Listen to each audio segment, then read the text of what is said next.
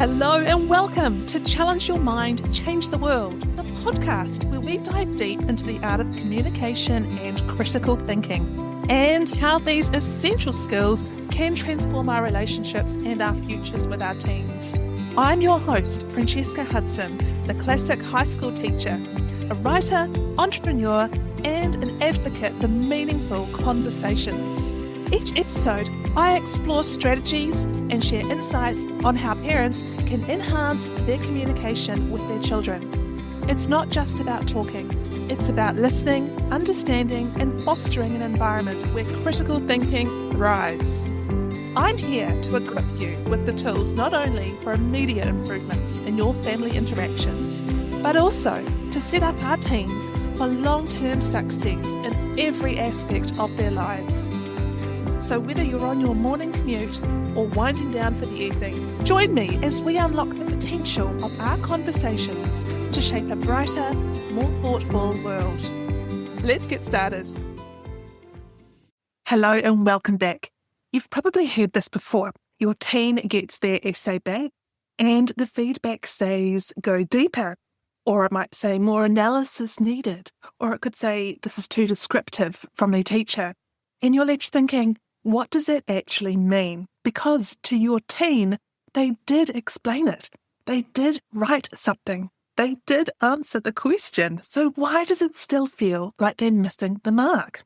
Today, I want to clear this up once and for all, because there is one key difference that changes everything. The difference between explanation and analysis. And once your teen understands this, everything about their writing starts to click. This is what we're going to dive into today. Let's start with what's actually happening right now.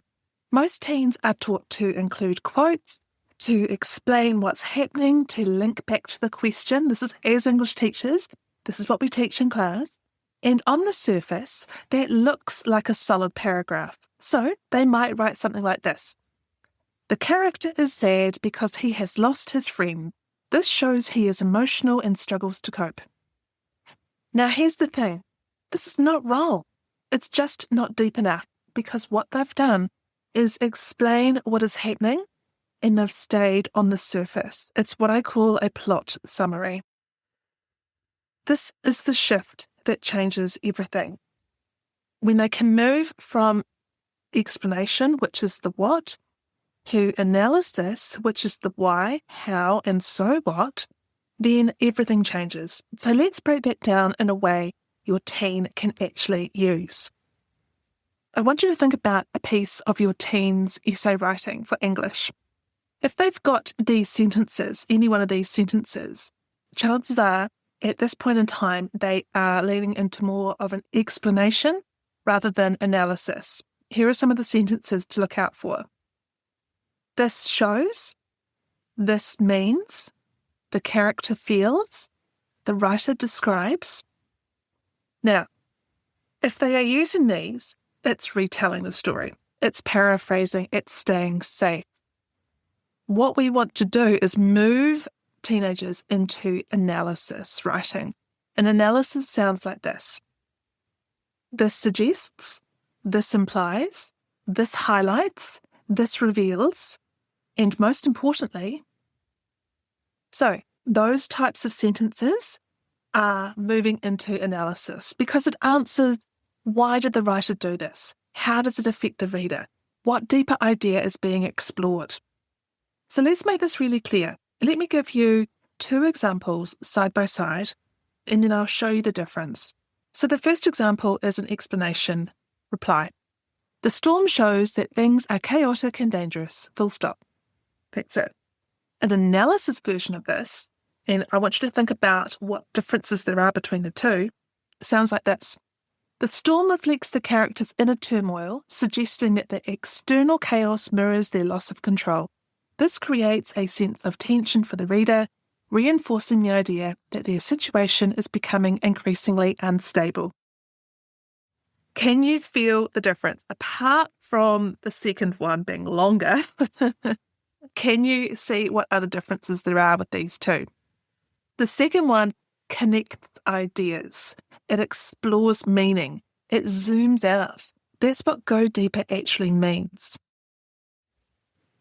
Now, teenagers get stuck here, and this is the part that I think is really important for parents to understand, because this is not about ability, it's about overload. When your teen is writing, they're trying to remember the text, understand the question, structure their paragraph, write clearly, manage time, all at once. So what do? They default to the safest option, which is explaining, because analysis feels like a massive leap. It feels uncertain. It feels like, what if I get it wrong? And it's especially hard for teenagers to be able to put across their opinions rather than just simply giving us a retelling or restating of the facts. So here's the simple shift that you can give them at home to help them, especially if they've got exams coming up. Instead of asking what is happening in the text, if you want to help them with their study, train them to ask, why does this matter? What is the writer trying to show? And what idea sits underneath this moment? Because even just adding one extra sentence that answers that changes the entire level of their writing.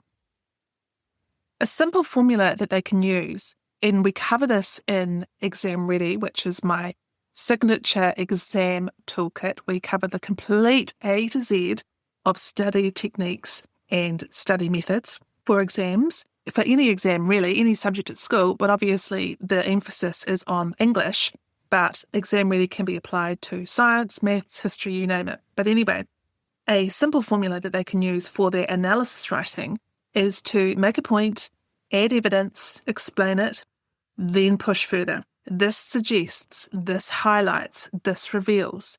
In that final step, that's the difference between average and high-level responses. And we really break this down in Read and Respond, which is my literary analysis toolkit as well. We go through analysis with a fine tooth comb in that toolkit. That could be a really good place for your teen to start as well. Now, here's what most parents don't realise.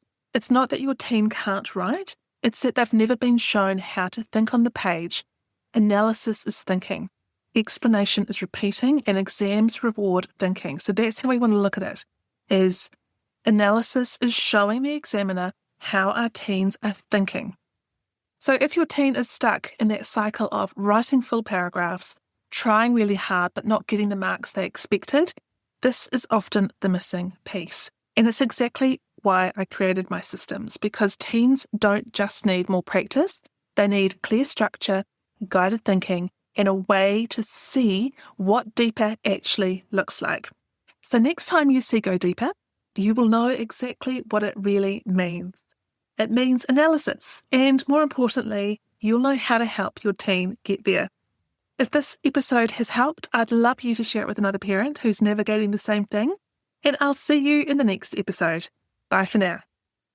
Thank you so much for tuning in to today's episode of Challenge Your Mind, Change the World. I hope you found our discussion enriching and that you're walking away with new ideas to enhance communication and critical thinking within your own family.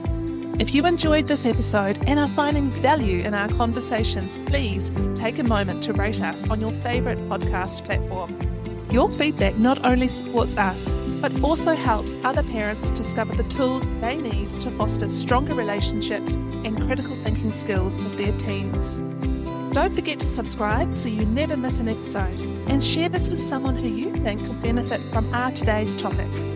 I'm Francesca Hudson, and I look forward to joining you again next time as we continue to challenge our minds and change the world. Until then, keep thinking critically and communicating effectively.